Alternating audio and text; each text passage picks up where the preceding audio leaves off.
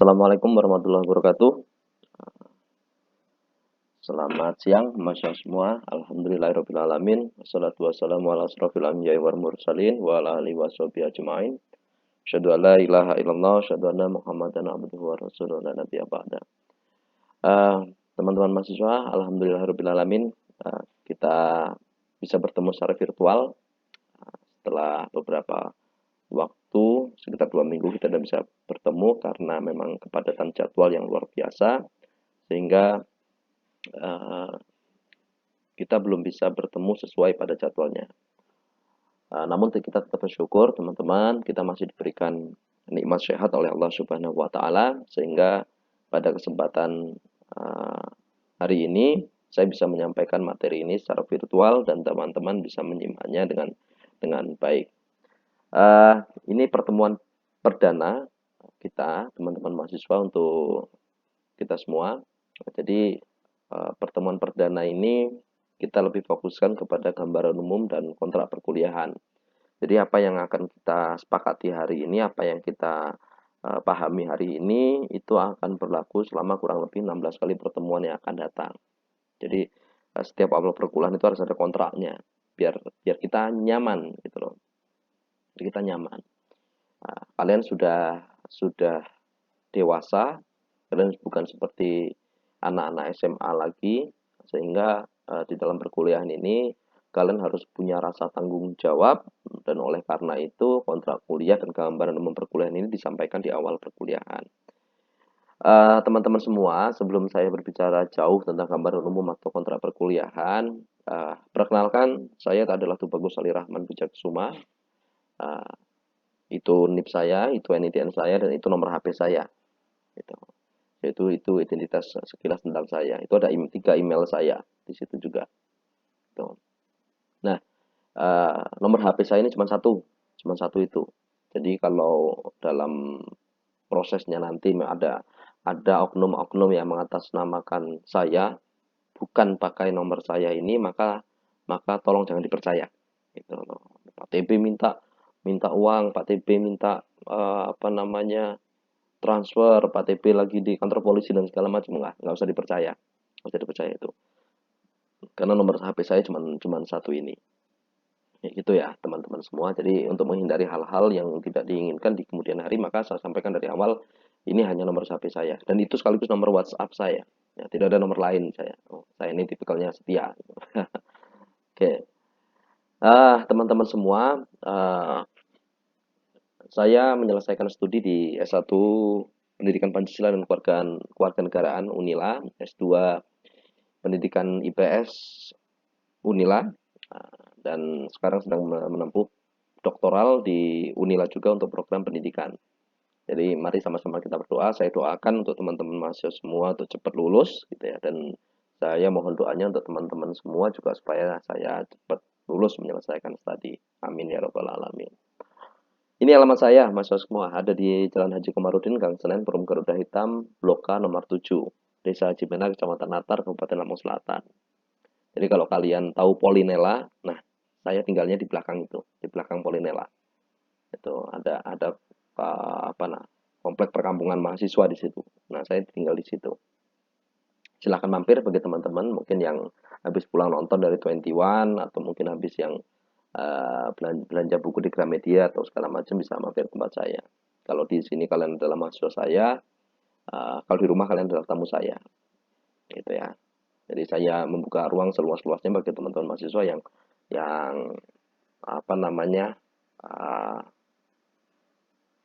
mau silaturahim ke rumah, gitu. Ini mahasiswa semua, saya di semester ini itu diberi amanah untuk mengampu mata kuliah Pendidikan Pancasila dan Kewarganegaraan untuk 3 program studi, teman-teman semua. Yaitu untuk program studi Tadris Matematika, Tadris Bahasa Inggris, dan Tadris IPS. Gitu. Dan saya sendiri pengampunya itu.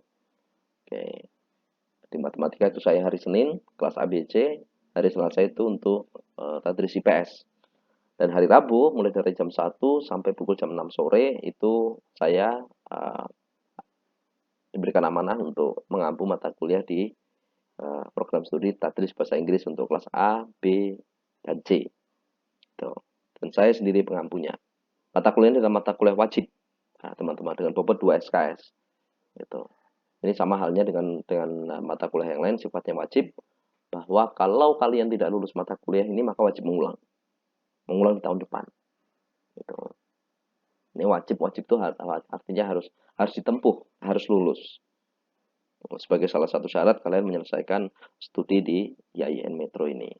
Nah, kedepannya mungkin saya akan lebih mengenal kalian lebih jauh, teman-teman mahasiswa.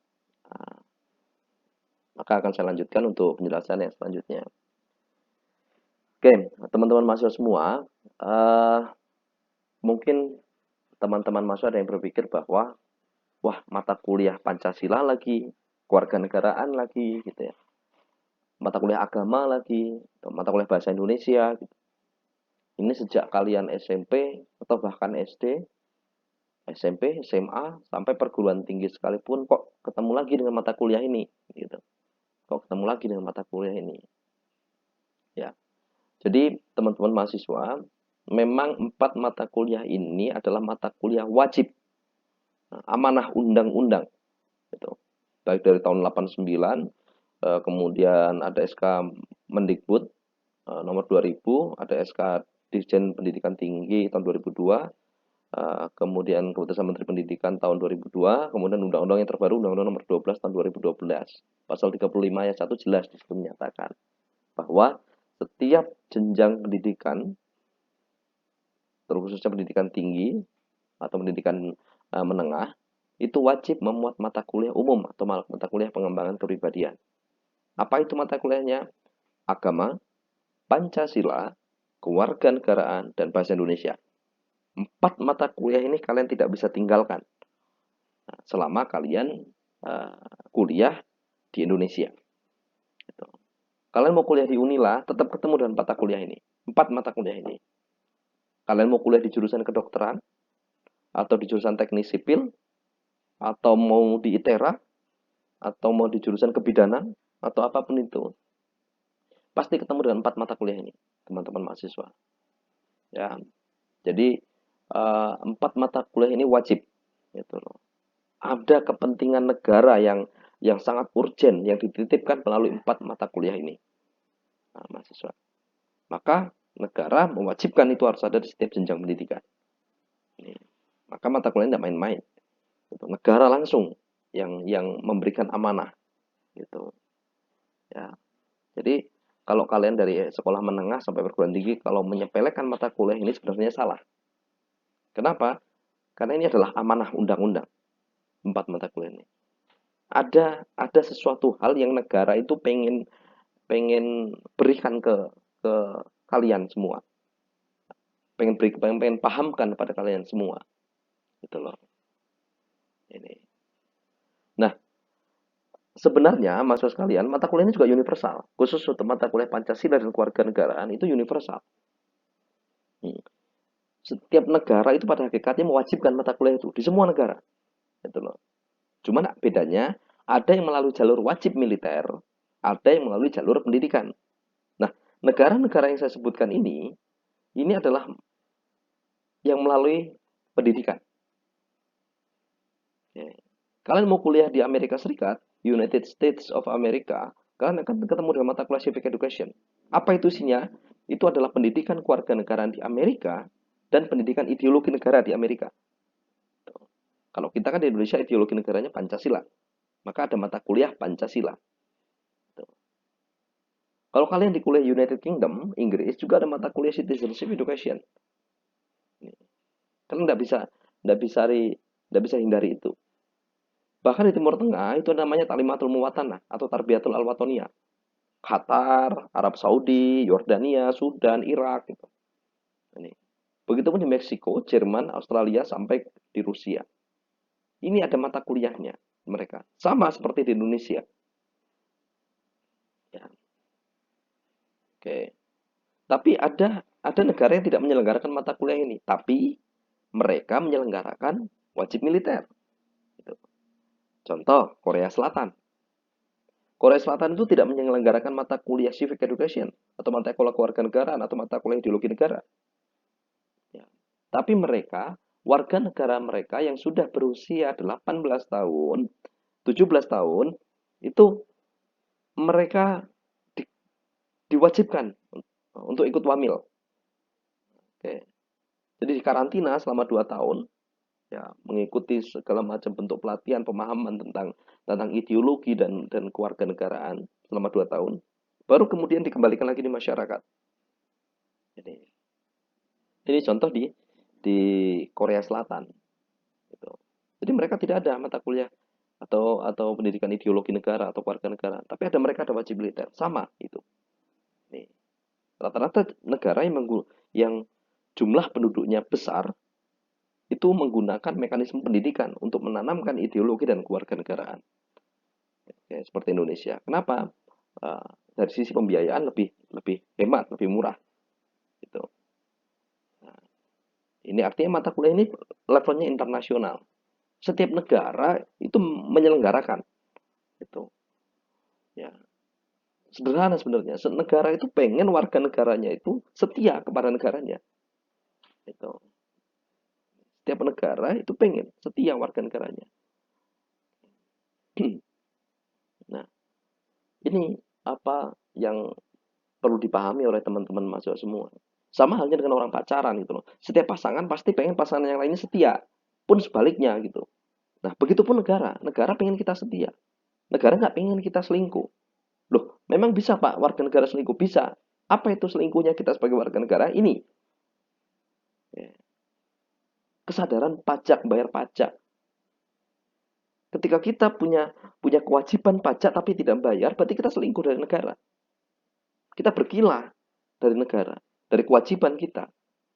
Gitu. Punya mobil mewah tapi nggak bayar pajak. Ya. Punya tanah berhektar-hektar, harta berlimpah tapi nggak bayar pajak. Gitu. Ini. Kedua, korupsi. Ini juga hal-hal yang membudaya, korupsi, kolusi, dan nepotisme. Markup anggaran, kemudian apa namanya, melakukan hal-hal yang merugikan keuangan negara. Bangun jembatan anggarannya 5 miliar, tapi kemudian dikorupsi sehingga habisnya cuma 1 miliar. Ya. Yang harusnya habis 5 miliar dikorupsi, yang dikeluarkan cuma 1 miliar. Wajar kalau jembatannya ambles terus. Gitu. Ya. Bikin jalan raya, harusnya kualitas aspal nomor 1 dikasih kualitas KW 10, KW 5, KW 4 dan segala macamnya. Rusak terus aspalnya. Kenapa? Korupsi ini. Kesadaran kita terhadap lingkungan lemah. Oke. Ini juga penting. Hal-hal sepele ini lingkungan. Ya. Dari mulai kita buang sampah sembarangan, itu sudah memunculkan sebuah ketidaktaatan kita terhadap negara. Ya. Sampah yang kita buang setiap hari kalau tidak dibuang pada tempatnya, itu akan menimbulkan polusi dan mengorbankan organisme-organisme lain yang ada di lingkungan. Kita lihat di laut, pencemaran luar biasa. Beberapa spesies laut yang langka sudah mulai punah. Kenapa? Karena sampahnya kita buang, plastik dan segala macamnya itu. Ya, ini disintegrasi bangsa. Bagaimana kita lihat sekarang, eh, gampang sekali masyarakat kita diadu domba, konflik antar suku, antar agama. Ini disintegrasi bangsa yang sekarang terus meruncing. Lihat konflik-konflik orang Bali dengan orang Lampung dengan orang Jawa dan segala macamnya. Padahal hakikatnya semua suku itu baik. Andai pun ada yang salah, ada yang nggak benar, itu oknumnya. Itu. Tapi kemudian ini diperuncing isu-isu seperti isu SARA seperti ini. Lihat bagaimana Ahok ketika mau mencalonkan diri menjadi gubernur DKI Jakarta. Isu SARA luar biasa diadu di sedemikian rupa. Terlepas dari berbagai hal, setiap anak bangsa, apapun suku dan agamanya, mereka berhak untuk menduduki kursi pemerintahan. Ini. Isu-isu disintegrasi bangsa ini yang luar biasa. Sekarang mulai di dekadensi moral. Ya. Kita lihat sekarang moralitas bangsa kita seperti apa, warga negaranya. Anak-anak SMP, SMA, mereka anak SMP sudah melakukan pembunuhan, ya, anak SMA sudah melakukan pemerkosaan, ya, ya, bahasa yang mereka gunakan sehari-hari sudah cenderung tidak santun lagi, gitu. Pakaian yang mereka gunakan cenderung minim, gitu. Itu menunjukkan bahwa masyarakat kita sedang menghadapi dekadensi moral itu. Dan ini kalau dibiarkan ini sangat berbahaya. Belum lagi narkoba, keadilan di mata hukum, rule of law, dan teroris. Ini ancaman-ancaman kita yang ditakutkan negara terjadi pada diri kita, pada warga negaranya. Ini. Dan semua negara menghadapi ancaman yang kurang lebih sama. Gitu. Maka mata kuliah Pancasila atau mata pelajaran Pancasila kewarganegaraan di Indonesia itu menjadi mata kuliah yang wajib. Tujuannya sederhana kok, untuk membentuk kita menjadi warga negara yang baik dan cerdas. Good and smart citizen. Baik dulu.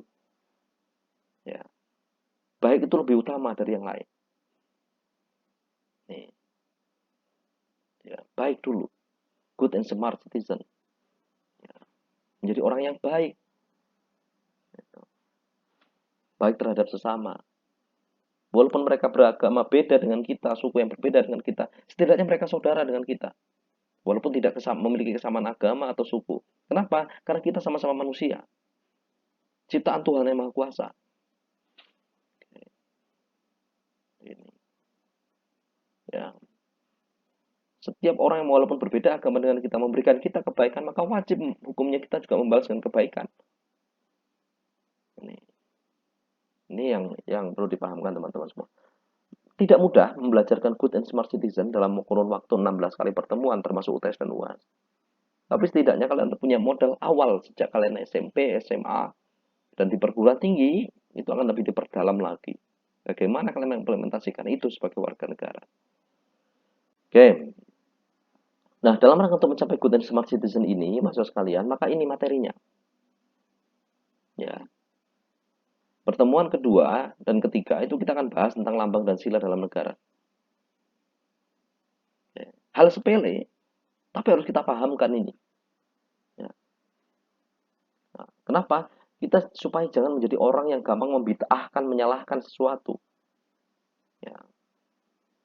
Beberapa ormas-ormas mereka membid'ahkan, mengharamkan lambang negara kita. Kenapa? Karena Garuda identik dengan keyakinan umat Hindu. Garuda ini sudah menjadi unsur budaya, sudah bertransformasi menjadi sebuah unsur budaya, bukan hanya sekedar unsur keagamaan lagi. Ini unsur budaya. Karena lambang ini yang satu-satunya bisa menyatukan Nusantara. Tidak ada lambang lain yang bisa menyatukan Nusantara selain lambang Garuda ini. Nih, teman-teman mahasiswa. Ya, harus kita pahamkan di dalam pertemuan nanti. Ya. Lambang inilah yang bisa menyatukan kita sebagai sebuah bangsa. Bayangkan kalau lambang kita misalnya matahari terbit seperti yang dikemukakan yang diusulkan oleh Sultan Syahrir misalnya. Itu seolah-olah itu lambang pemberian dari Jepang. Semakin menunjukkan bahwa kemerdekaan Indonesia itu adalah pemberian dari Jepang. Belum kalau lambang kita misalnya belum cendrawasih, orang-orang Indonesia bagian barat nggak akan mau berdiri dalam satu negara hanya karena lambang. Kedua, Pancasila dalam sejarah bangsa Indonesia. Dari mulai prasejarah, kemudian masa perjuangan kemerdekaan, pasca kemerdekaan. Kita akan bahas bagaimana perkembangan Pancasila dalam sejarah bangsa Indonesia. Ya. Kemudian yang ketiga, Pancasila sebagai dasar dan ideologi negara. Terlihat bagaimana perkembangan ideologi negara di dunia ini yang semakin mempengaruhi gitu. Ya. Ada tiga ideologi besar setidaknya, liberalis, komunis, ada empat, liberalis, komunis, agama, itu ada tiga. Nah, kita akan melihat di mana sisi Pancasila, letak Pancasila di antara ketiga ideologi tersebut. Yang keempat itu ada Pancasila sebagai sistem filsafat. Kita akan cek dari kebenaran Pancasila itu. Nilai-nilai kebajikan, kebijaksanaan apa yang ada dalam Pancasila itu. Kemudian yang kelima adalah Pancasila sebagai sistem etika. Nah, ini sebagai sistem etika. Bagaimana Pancasila itu menjadi dasar bagi etika profesi kita. Bagaimana implementasi Pancasila dalam kehidupan sehari-hari. Dan yang terakhir adalah Pancasila sebagai dasar dalam pengembangan ilmu pengetahuan dan teknologi. 6 materi ini saja yang akan kita bahas selama 16 kali pertemuan yang akan datang. Oke. Oke, Mas sekalian, ini strategi perkuliahan kita. Kalian jangan berharap saya yang butuh mata kuliah ini enggak. Ada atau enggak ada kalian, saya tetap dibayar oleh negara. Maka kalianlah yang punya tanggung jawab dalam perkuliahan ini. Maka pembelajaran kita akan lebih mendekatkan pada pemecahan masalah, pada pengembangan inquiry kalian. Nah, secara teknis pembelajaran kita kalau misalnya daring itu menggunakan Google Meet. Tuh.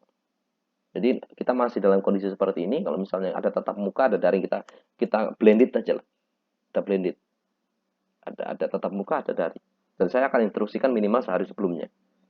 Nah, tugas dikirimkan secara langsung atau lewat Google Classroom. Ini akan saya instruksikan ini. Atau lewat email, nanti akan saya instruksikan. Nah ini, kuis UTS, UAS itu menggunakan aplikasi Quizzes. Jadi kalian wajib menginstal aplikasi Quizzes. Kalau kalian pakai laptop itu nggak perlu menginstal, langsung bisa pakai melalui aplikasi, melalui websitenya. Tapi kalau pakai HP itu sepertinya harus menginstal dulu aplikasi Quizzes. Karena kita akan menggunakan ini untuk UTS, UAS, dan kuis. Gitu. Buku ajar akan saya share, dan apanya sudah saya share itu. Dan penjelasan akan saya berikan via YouTube. Ini. Jadi nggak ada alasan lagi kalian tidak belajar, gitu ya. Saya juga pengen jadi dosen milenial, gitu ya. Ya, dosen milenial saya harus memanfaatkan teknologi, gitu. Ya, harus memanfaatkan teknologi. Jadi kalau kalian tidak senang baca, maka bisa dengan mendengarkan YouTube yang saya berikan. Gitu. Saya berikan berbagai alternatif di mana indera kalian nyaman. Gitu. Mata kalian malas baca bisa dengarkan. Gitu. Itu selain dari perkuliahan tatap muka atau virtual yang akan kita laksanakan. Oke, penilaian belajar ini kuis 20%, tugas 30%, UTS 20, UAS 25. Oke. Kriteria penilaian ini sesuai dalam buku pedoman akademik. Kalau kalian pengen dapat A itu 81 ke atas. 70 sampai 80 B, 60 65 C, 50 59 D, di bawah 49 E. Oke, D dan E wajib mengulang. Tata tertib. Kalian diberikan toleransi 15 menit kalau perkuliahan luring atau tatap muka. 15 menit kalian tidak datang dalam kuliah saya, maka silahkan kalian nggak usah ikut kuliah atau ikut kuliah tapi tidak saya absen. Ya. Kemudian kalau saya 15 menit saya nggak datang tanpa konfirmasi, maka perkuliahan tatap muka batal, bubar. Jadi biar kalian nggak nunggu lama-lama. Tuh. Berpakaian rapi. Ya, berpakaian rapi. Bagi laki-laki berpakaian dan penampilan rapi. Ya, saya tidak masalah kalian berambut panjang atau dan segala macamnya. Tapi ketika kalian PPL, ketika kalian seminar proposal atau munakosa, maka rambut harus pendek. Oke, pakai baju berkerah. Oke, dan pakai celana. Pakai celana yang tidak ketat, maksud saya. Ya, pakai kaos kaki. Baru pakai sepatu. Jangan pakai sepatu tapi nggak pakai kaos kaki. Ya, begitupun saya akan berpenampilan rapi dan sopan. Ya. Ya. Jadi saya nggak masalah kalau pakai celana jeans atau pakai celana dasar, nggak masalah itu bagi saya. Oke. Untuk perempuan ini agak ribet. Ya, kalian pakai jilbab harus menutupi dada. Ya, harus menutupi dada. Pakai baju yang lengannya panjang sampai ke pergelangan tangan. Mau pakai rok atau pakai celana juga gak masalah untuk perempuan. Dan setidaknya kalian pakai kaos kaki yang menutupi sampai betis. Ini bagi perempuan. Kemudian tidak boleh makan dalam perkuliahan. Kalau minum silahkan, boleh, tidak masalah. Kehadiran minimal 80%. Dan itu merupakan syarat UAS. 12 kali pertemuan kalian harus hadir. Nah, kurang dari 12 kali pertemuan kalian tidak hadir, maka nggak akan saya perkenankan ikut UAS. Selanjutnya jujur mulai pada diri sendiri. Nah, itu kira-kira teman-teman mahasiswa yang berkaitan dengan gambaran umum dan kontrak perkuliahan pada kesempatan hari ini bisa saya sampaikan. Gitu ya. Nah, untuk selanjutnya sampai ketemu kita di perkuliahan tatap muka atau virtual. Kurang lebihnya saya mohon maaf. Bila taufik walhidayah, Allahumma minkum, dinasyuratul mustaqim. Assalamualaikum warahmatullahi wabarakatuh.